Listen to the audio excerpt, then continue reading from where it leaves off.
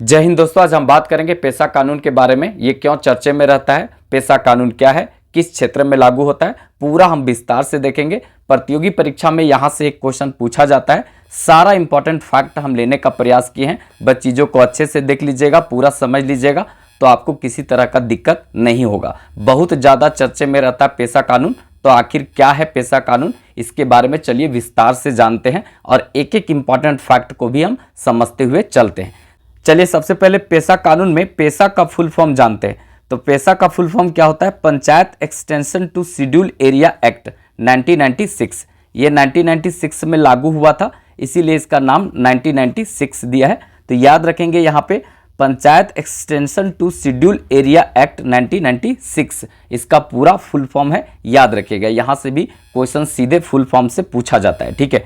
देखिए पेशा कानून लागू कब हुआ था, तो याद रखना है ये पेशा कानून लागू हुआ था 24 दिसंबर 1996 को लागू हुआ था। आखिर इसको लागू करने का क्या जरूरत आन पड़ी, ठीक है, इसके बारे में भी जानना जरूरी है। आखिर क्यों जरूरत पड़ा पेशा कानून का, इसके बारे में हम पूरा नीचे विस्तार से पहले देख लेते हैं। देखिए पेशा कानून का क्या जरूरत पड़ा सबसे पहले, तो देखिए ग्रामीण क्षेत्र में क्या हुआ था। ग्रामीण क्षेत्र में आपको पता होगा 73वां संविधान संशोधन लागू किया गया था और 73वां संविधान संशोधन जो पारित हुआ था वो 1992 में हुआ था और लागू कब हुआ था? 24 अप्रैल 1993 को ये लागू हुआ था, ठीक है। और ये पंचायती राज व्यवस्था को यहाँ पर क्या किया गया था, तो संवैधानिक मान्यता दिया गया था। तो जो ग्रामीण क्षेत्र था, जो ग्रामीण क्षेत्र में लोग रहते हैं, उनको उनका जो व्यवस्था है उनको पूरी तरीका से भारतीय संविधान में एक जगह दिया गया, मान्यता दिया गया था, ठीक है। तो ये काम हो गया ग्रामीण क्षेत्र के लिए। तो ग्रामीण क्षेत्र वाले लोग तो खुश हो गए यहाँ पे भाई कि जो पंचायती राज व्यवस्था है, बलवंत राय मेहता समिति को हम लोग अपनाए हैं, ठीक है, तो उसको तो पूरी तरीका से संवैधानिक मान्यता यहाँ पर मिल गया।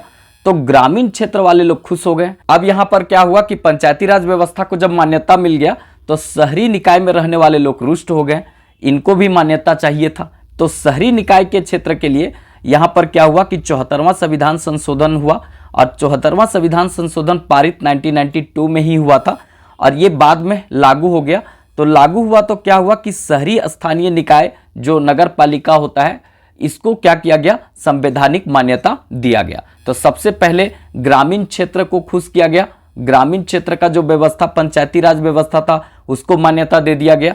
इसके बाद शहरी क्षेत्र था, इसको भी मान्यता दे दिया गया। शहरी निकाय जैसे नगर पालिका, नगर निगम होता है, ये सबको मान्यता यहाँ पे दे दिया गया। तो भाई जो शहर में रहते हैं उनको मान्यता दे दिए, जो ग्रामीण क्षेत्र में रहते हैं उनको मान्यता आप दे दिए उनके शासन व्यवस्था को। तो भाई जंगल, पहाड़, पर्वत में रहने वाले अनुसूचित जनजाति एसटी लोगों का जो अपना शासन व्यवस्था है उसको तो मान्यता आप नहीं दिए, क्योंकि ग्रामीण क्षेत्र में रहने वाले जो समाज में रहते हैं उनको मान्यता दिए, शहर में रहने वाले को मान्यता दिए, लेकिन जो पहाड़ पर्वत में रहते हैं, जो समाज से कट के रहते हैं, उनका भी अपना शासन व्यवस्था है, उनका भी अपना विधि विधान है, उनका भी कला संस्कृति है, उनका भी संस्कृति है, उनका भी अपना व्यवस्था है। तो इसको भी मान्यता मिलना चाहिए, क्योंकि आप शहर को दिए, ग्रामीण को दिए, तो इनका भी शासन व्यवस्था को मान्यता मिलना चाहिए। तो इसी के लिए ये पेशा कानून लाया गया था और ये पेशा कानून जो है वो इसके बाद ही लाया गया। देखिए यहाँ पर 1993 ईस्वी में जो ग्रामीण वाला व्यवस्था लागू हुआ, 1993-94 में ये भी व्यवस्था शहरी वाला भी लागू हुआ। जस्ट इसके 2 साल के बाद 1996 ईस्वी में जो है वो पेशा कानून लाने की जरूरत पड़ी और 5वीं सूची में जितने भी राज्य शामिल थे जहां पर पहाड़ पर्वत में रहने वाले अनुसूचित जनजातियों की संख्या बहुत अधिक है, तो उनके लिए ये व्यवस्था लाया गया और ये जो है पूरी तरीका से लागू किया गया, कानूनी मान्यता इसको भी दिया गया। तो ये पूरा जो है इसीलिए ये पेशा कानून आया था। अब हम एक एक चीज़ों को यहाँ पर जानते हैं, आखिर ये किसने लाया, ठीक है, ये किसके लिए भलाई का काम करता है, ये पूरा हम देखते हैं। देखिए यह कानून जो है पेशा कानून कब लागू हुआ, तो याद रखेंगे 24 दिसंबर 1996 ईस्वी को ये लागू हुआ था। अब ये कानून है क्या, तो यह कानून जो है अनुसूचित क्षेत्रों में देखा जाए तो जो आदिवासी समुदाय के लोग रहते हैं उनका ये सुशासन है, वो जो अपना शासन व्यवस्था संचालित करते हैं, जो उनका मतलब कला संस्कृति है, रहन सहन जो है वो उसका एक अपना अलग औचित्य होता है। तो वो औचित्य का एक प्रकार से मान्यता देना, उस औचित्य को आगे लेकर के जाना, अपनी संस्कृति को आगे बढ़ाने का एक प्रकार से यह कानून मान्यता देता है। वो सबका अपना शासन व्यवस्था है, उसको आगे बढ़ाने का ये कानून मान्यता देता है। ठीक है, तो इसको ध्यान में रखेंगे। इसमें क्या होता है कि सबसे शक्तिशाली जो होता है इसमें ग्राम सभा को प्राप्त होता है। सबसे ज़्यादा शक्ति जो होता है वो सारी शक्ति ग्राम सभा में होता है। आप लोग बताएंगे ग्राम सभा का बैठक साल भर में कितना बार होता है, यहां से भी क्वेश्चन पूछा जाएगा। ठीक है, तो ग्राम सभा सबसे ज्यादा शक्तिशाली होता है। क्या क्या करता है, तो इसके बारे में 2-4 पॉइंट हम लिख दिए हैं, 4-5-6 पॉइंट है। ये सब जो है काम किसका है, ग्राम सभा का। जैसे देखिए 1 नंबर में ग्राम सभा की जो शक्ति है उसमें क्या है कि आदिवासी जो संस्कृति है उसको बढ़ाने का काम करता है ये। तो याद रखिएगा ग्राम सभा जो है आदिवासी संस्कृति को बढ़ाने का काम करता है। दूसरा अगर यहां देखें तो ग्रामीण स्तर पर लगने वाला जो बाजार होता है उसका मैनेजमेंट करना, प्रबंधन करना और उसका टैक्स कलेक्शन करने का काम ये करता है। ठीक है, अगर इसके बाद आगे हम देखें तो ग्राम सभा जो है अपने क्षेत्र में सामाजिक आर्थिक विकास के लिए योजना बनाती है। ठीक है, सामाजिक विकास करती है, आर्थिक विकास करती है, राजनीतिक विकास भी अपने स्तर पर करती है। ठीक है, और किसी भी तरह का शोषण से ये बचाने का भी काम करती है। ठीक है, ग्राम सभा जो है वो सामुदायिक संसाधनों के संरक्षण और विवादों का जो पारंपरिक निपटान करने का ये सक्षम है। ठीक है, तो इसको भी ध्यान में रखेंगे।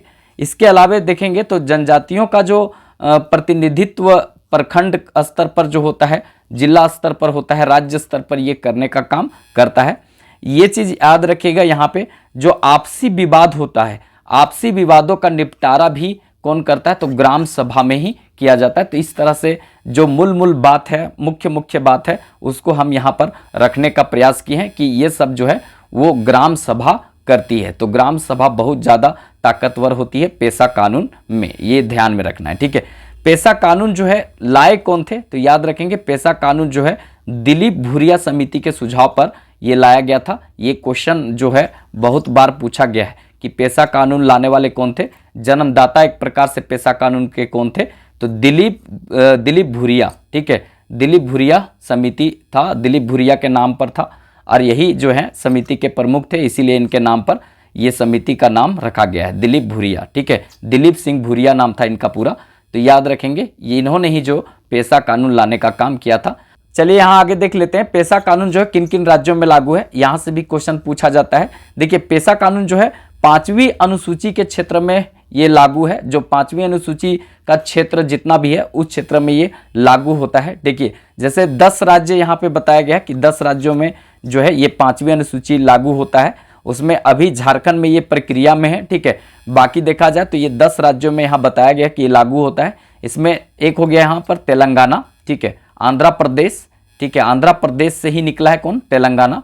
ठीक है, महाराष्ट्र के क्षेत्र में, गुजरात के क्षेत्र में, राजस्थान के क्षेत्र में, इसके बाद जो है मध्य प्रदेश, छत्तीसगढ़, ये आपका हिमाचल प्रदेश, इसके बाद उड़ीसा और झारखंड के क्षेत्र में ये लागू होता है। ठीक है, तो ये झारखंड में भी जो देखा जाए तो ये प्रोसेस में है कि यहाँ पे पेशा कानून पूरी तरीका से लागू होना चाहिए।